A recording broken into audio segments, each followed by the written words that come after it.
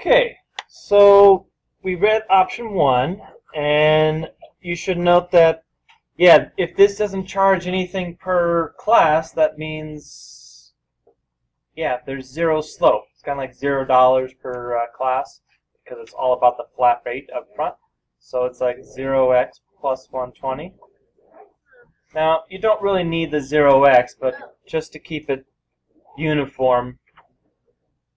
And here we have the $10 per class. So that's, remember, the per class or per mile or per hour. That's how you know it's the slope, and it should be written next to the variable x. Okay, and this is a flat rate of 30 initiation fee, membership fee. Okay, then you have to go through the part of, well, what should I count by on my graphs? I have to go ahead and label everything. So this is going to be classes, number of classes. Right, always label the axes. We got classes, we got cost. Right. Then we have to figure out, well, what should I count by? Right? If I need a graph on the y-axis, I look at the y-intercepts, right?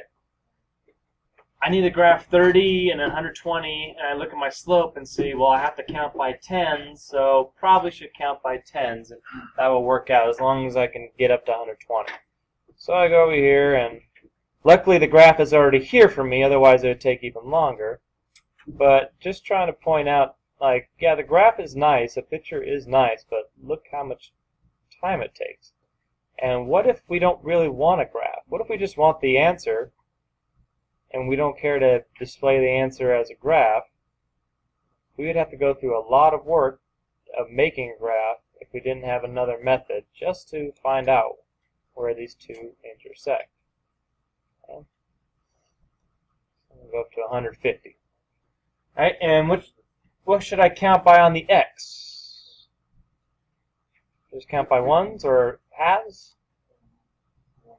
Count by ones, okay, so I go 1, 2, 3, 4.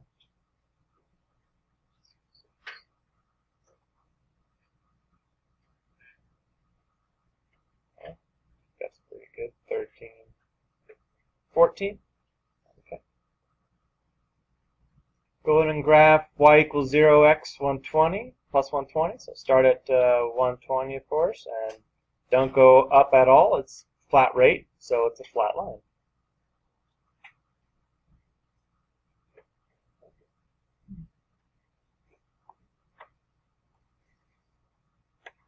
And start at 30 for the other line and go up 10 over 1, $10 per day.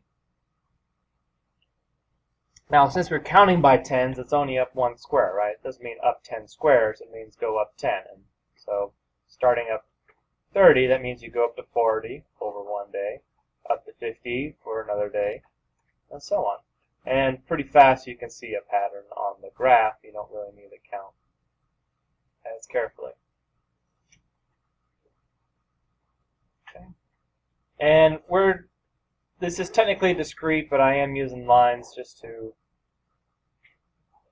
keep everything uniform with what we're doing right now. So we have finally arrived, after all of that, at an answer of 9, comma, we already kind of knew it was going to be 120. Right? And that took actually quite a bit of work. Okay. So let's go ahead and use this new substitution method. Okay. Rewrite both of the equations, y equals 120 and y equals 10x plus 30. And let's see how long it takes just using this other method.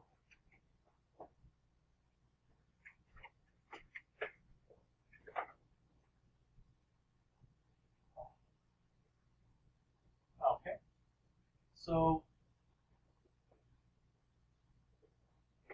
y equals 120. That means this y right here also equals 120. So I can write this as 120 equals 10x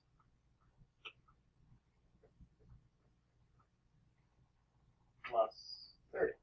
And go ahead and solve that equation. See if you can.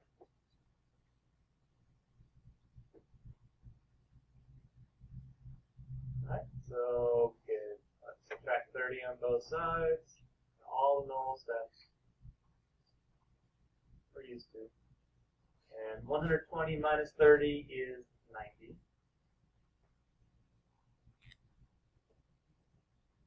So 90 equals 10 times what number? 10 times what is 90? Divide both sides by 10.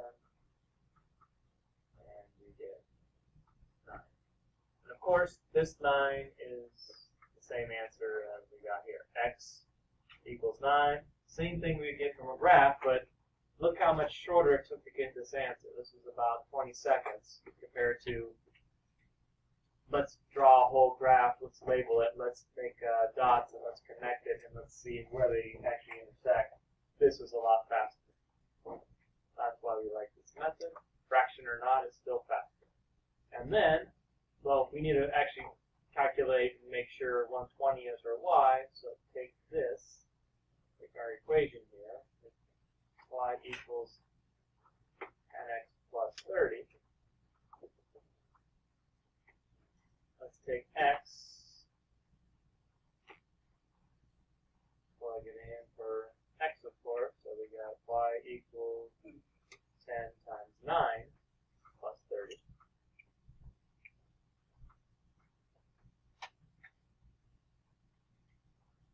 And pretty quick you can see the answer is 120. And we could have done this whole thing all without a graph. It's nice to have a graph, but sometimes we just don't need it. It's not worth the effort.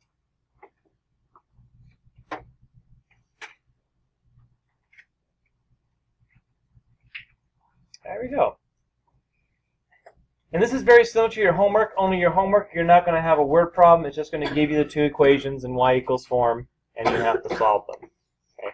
But you will be doing the substitution method, getting your answer, and then doing the graph as a check. So you will have both of these on your homework as well. Just to make sure you understand, you must get the same answer. Now, if I didn't make that clear, I'm almost also going to highlight it. Okay? Those should be the same. Okay? Should be the same, because we're not doing two different problems. We're doing the same problem two different ways. So you best get the same answer, regardless if you're using two different methods. You got to get the same answer. So that's one of those things that if you really understand this, when you come tomorrow and I'm checking your homework, I can look at both your answers and they should be matching all the way down. There's no way to get different answers. Sometimes when people just get caught up in the steps, they finish the problem and they don't even check to see, like, well, does that make sense? I did one problem two ways and I got two answers. Like, they should go, that should be a red flag. So when I'm checking, I'll be looking for that tomorrow. All right, let's just, oh, and then of course, we always call this the break-even point, you know, because that's where these two are equal. So there's a question down here. When are the options equal? Okay, so after 9 classes, you know, write out a little sentence.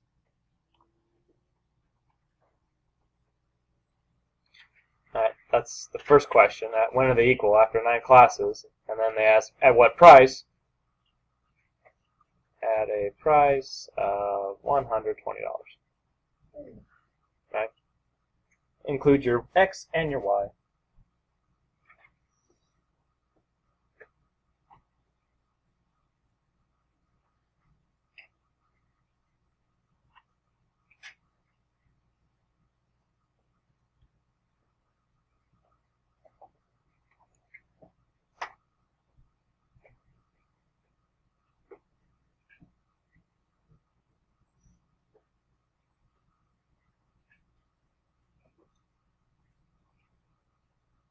Okay, let's do just a few more.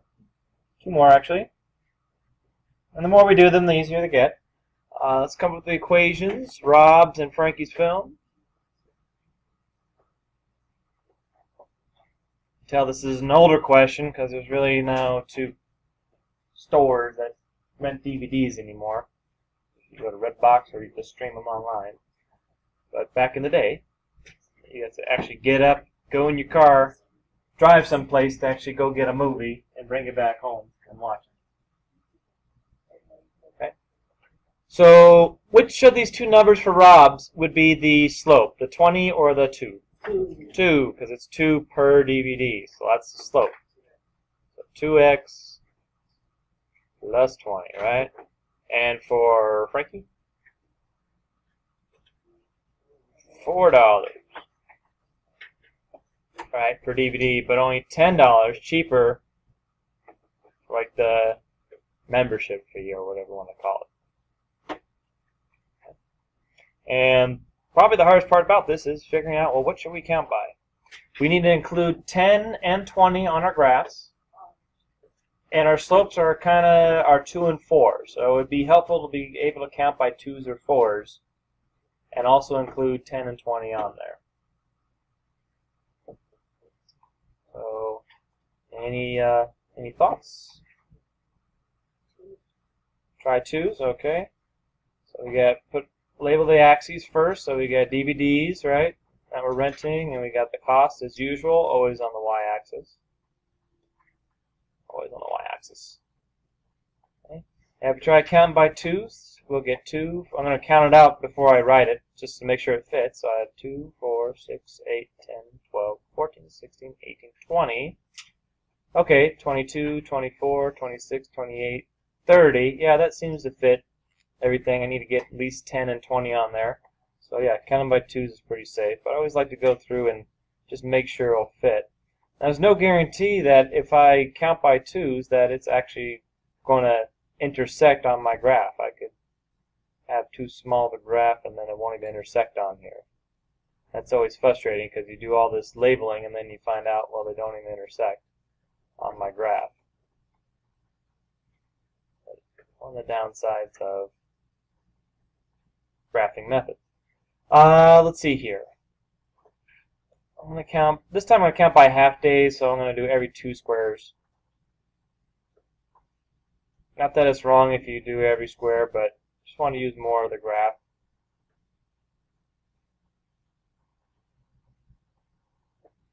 Okay. It's all labeled correctly. Start at 20. And we got to go up 2, right? Up 2 and right 1. Now remember, that's up 2 on our scale and right 1 on our scale. Doesn't mean 2 squares and 1 square.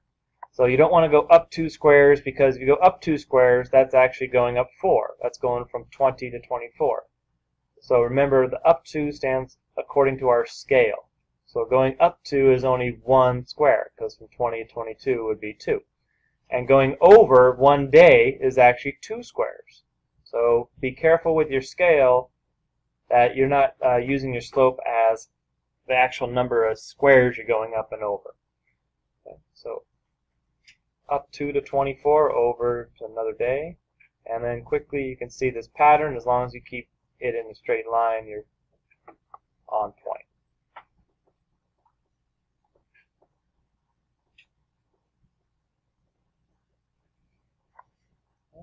Same thing here. Start at 10. I'm going to go up 4 to 14 over.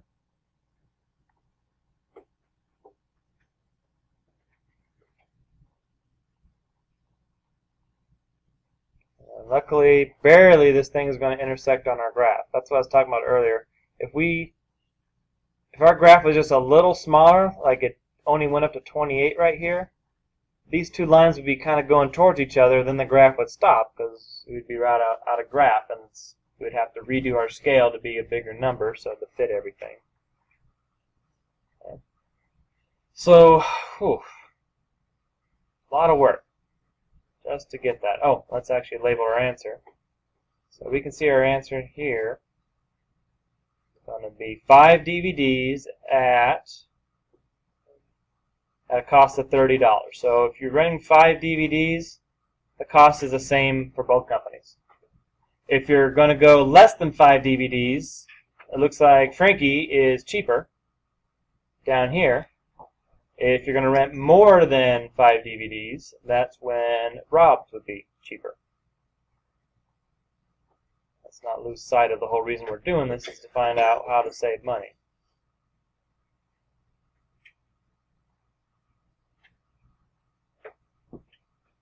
So we got our two equations. I'm going to write them down. And now let's do this same thing we did before. We got, both of these are y equals, so if this y is 2x plus 20, that means this y, the red y, is also 2x plus 20. Right, that one's also 2x plus 20. So we got equals 4x plus 10. So someone else would recognize that. So if they're both y equals, you basically just set them equal to each other. Yeah. You have both equations that are y equals, you just end up doing, well, the right-hand sides are equal to each other and solve it. So this is a little different from the last one. That's one thing that's something non-routine about these. That over here, when we solved this, we got like 120 equals 10x plus 30. We had to subtract 30 on both sides and solve it, and we got our answer. But the way we're going to solve this one is different because of the equations being different. So you can't just do substitution and say, okay, then I'm going to subtract a number, then I'm going to divide. And I'm going to do that in every problem because every equation is kind of different. So this one we have to, let's see here. Let's subtract 2x on both sides. Right? And let's subtract 10 on both sides. There's several ways of solving this. This is one way. So my 2x's will cancel out here on the left. The 10's will cancel out on the right. We'll get 20 minus 10, which is 10. 4x minus 2x is 2x. So 2 times what is 10? This time you do get 5 because it's 10 divided by 2. Right. You get 5, which of course must be the same answer you got on the graph, 5. So that's confirmation that you're on the right track if your graph matches our substitution answer. But don't stop there. Take our y equals 4x plus 10 and solve for y. The answer should be 30.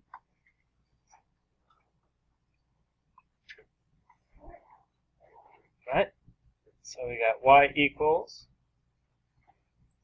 4 times 5 plus 10, which is 20 plus 10, which of course is 30, like we expected it to be. So our answer for graphing and our answer for substitution match absolutely 100% of the time. And we can write a little something right below and say, okay, when will the two companies charge them the same amount? Okay, we can say something like at 5 DVD rentals for a cost of $30. Once again, they both happen to be, yeah, there we go. Okay. Get the hang of it. Okay, go ahead and flip it over and give that a shot on your own. I'll let you try that one out and see what happens.